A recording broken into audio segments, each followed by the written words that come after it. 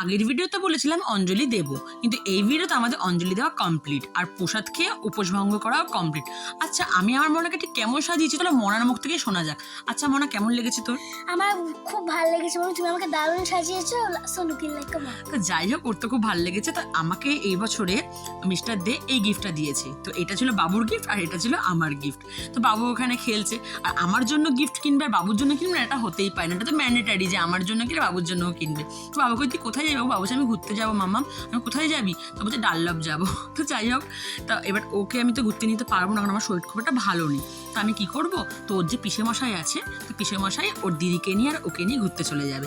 তো দেখো ওরা চলেও এসছে পিসেমশাই, ওরা দুই ভাই বোন এখন যাবে ঘুরতে ওর পিসেমশাইয়ের সাথে। তো যাক, তারপরে দুপুরবেলা টাইম চলে এসেছিলো। তারপরে আমাদের আজকে হয়েছিল খিচুড়ি, বাচ্চাদের জন্য খিচুড়ি, বড়দের জন্য খিচুড়ি।